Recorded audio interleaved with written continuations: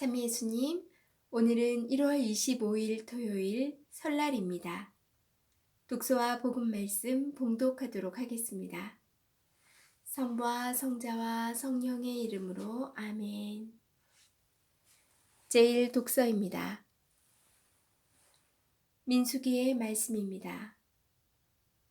주님께서 모세에게 이르셨다. 아론과 그의 아들들에게 일러라. 너희는 이렇게 말하면서 이스라엘 자손들에게 축복하여라. 주님께서 그대에게 복을 내리시고 그대를 지켜주시리라. 주님께서 그대에게 당신 얼굴을 비추시고 그대에게 은혜를 베푸시리라. 주님께서 그대에게 당신 얼굴을 들어 보이시고 그대에게 평화를 베푸시리라. 그들이 이렇게 이스라엘 자손들 위로 나의 이름을 부르면 내가 그들에게 복을 내리겠다. 주님의 말씀입니다. 하느님 감사합니다. 제2 독서입니다. 야고보서의 말씀입니다. 사랑하는 여러분, 자 이제 오늘이나 내일 어느 고을에 가서 1년 동안 그곳에서 지내며 장사를 하여 돈을 벌겠다 하고 말하는 여러분. 그렇지만 여러분은 내일일을 알지 못합니다. 여러분의 생명이 무엇입니까?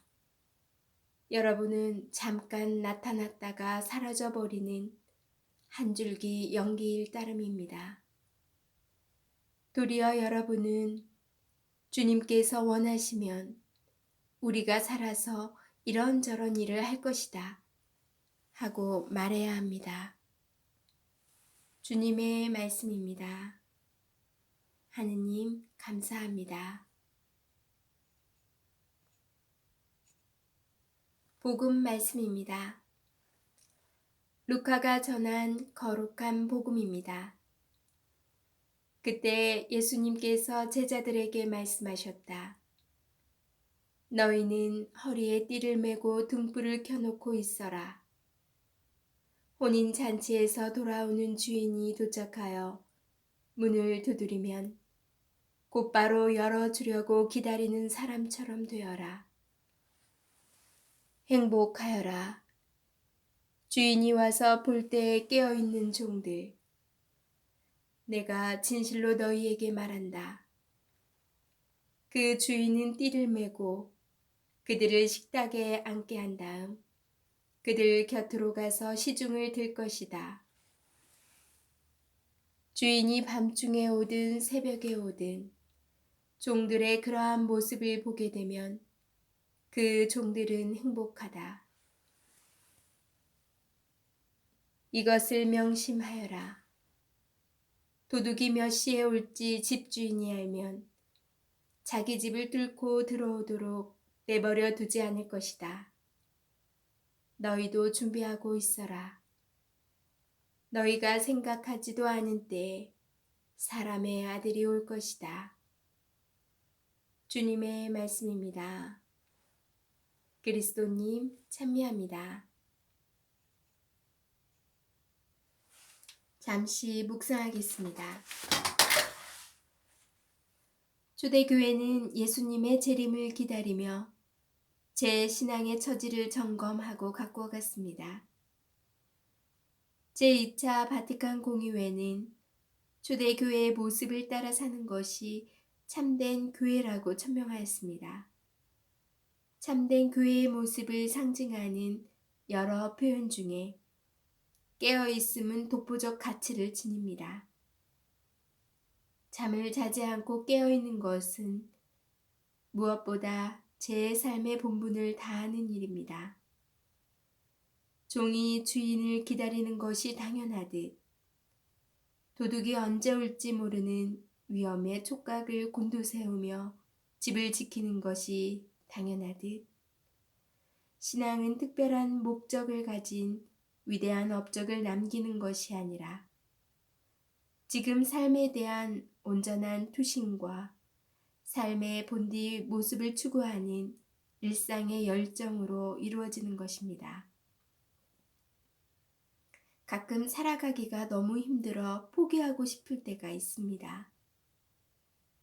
절망은 희망을 낳는다.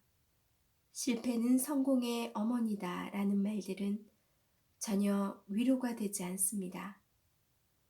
그럼에도 순탄하고 평온한 삶만을 꿈꾸기보다는 고통을 있는 그대로 받아들이는 것이 어쩌면 가장 신앙인다운 일일지 모릅니다. 초대 교회가 그러하였으니까요. 예수님께서 걸으신 순환의 길은 힘들고 아프지만 신앙인에게는 뜻깊고 보람있게 여겨졌으니까요. 아픈 삶을 이겨내고 나면 장밋빛 미래가 있다는 약속을 받아서도 아니고 후손들에게 영웅적 삶을 자랑하려는 것도 아닙니다. 그저 힘겹게 사는 지금, 오늘이 마지막 시간이고 그 시간을 먼저 사신 예수님에 대한 사무친 그리움 하나로 초대교회 신자들은 하루하루를 살아갔습니다. 그리고 그 곁에는 함께 아파하고 울어주는 형제 자매들이 있었습니다. 깨어있음은 지금 여기에 온전히 자신을 내어놓는 것입니다. 그 삶이 어쨌든 서로 다독이며 오늘을 살자고 다짐하는 것입니다. 오늘이 바로 구원의 날이기 때문입니다. 아멘. 성부와 성자와 성령의 이름으로 아멘. 오늘 독서 말씀을 묵상하면서 제 어릴 적 생각이 났어요. 저는 어린 시절을 시골에서 보냈다고 그랬잖아요. 시골에서 자랐는데 아무래도 도시만큼은 뭐 마트나 가게가 이렇게 가까이 있지 않잖아요. 그래서 먹을 간식이 굉장히 귀했어요. 물론 동네도 있긴 있었지만 어릴 때는 용돈이라는 개념도 없었고 누가 손님이 와야 먹고 무슨 명절이나 그렇다 보니까 맛있는 게 생기면 그거를 이렇게 아껴 먹는 그런 게 있었어요. 지금 아이들도 약간 그런 거는 있지만 그때 같은 그런 마음으로 지내는 것 같진 않아요. 워낙 풍요롭다 보니까. 네, 그때 저희 이제 엄마가 계란을 굉장히 맛있게 구워줬는지 삶아주셨는지 했는데 제가 그때 배가 부른 거예요. 그래서 언니, 오빠에겐 주고 싶진 않고 이걸 내가 먹어야겠는데 지금 먹기는 좀 그렇고 해서 제가 그걸 숨겨놓았어요.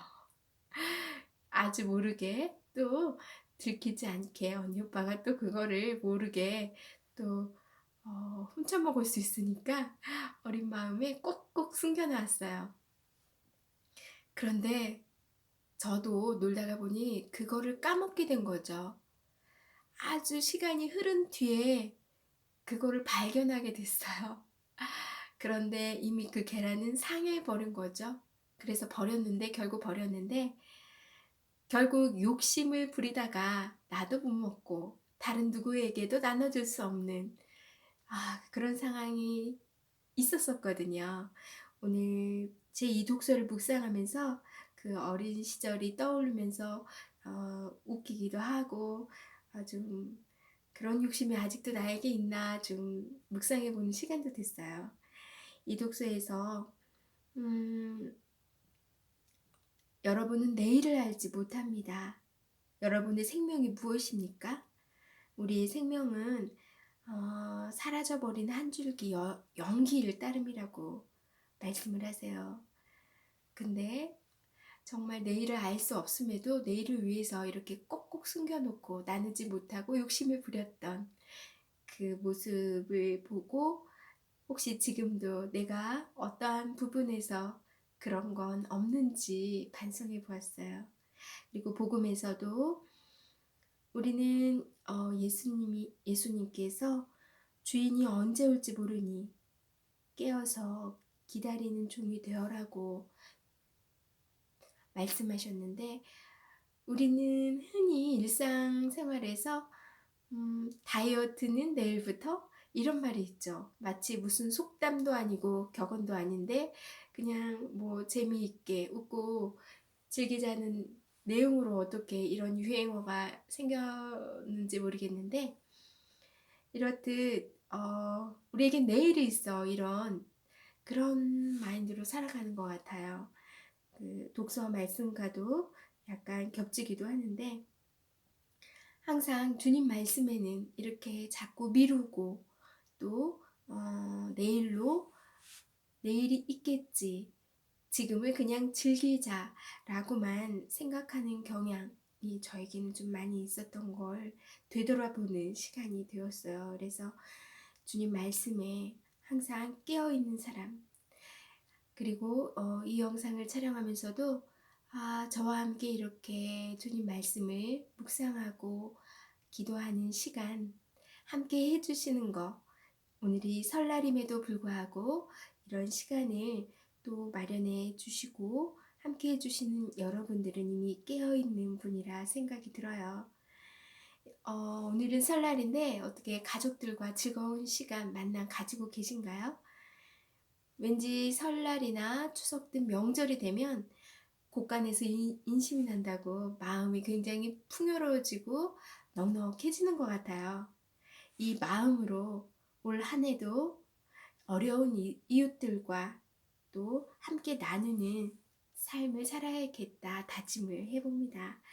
여러분들도 오늘 새로 시작하는 한 해의 첫날 잘 보내시고 주님 안에서 올 한 해 어떻게 보내야 될까 사랑을 나누면서 주님께서 저희에게 주신 말씀, 그 계명, 이웃과 함께 나누는 그런 사랑을 실천하는 한 해가 되도록 여러분과 저를 위해서 기도드립니다.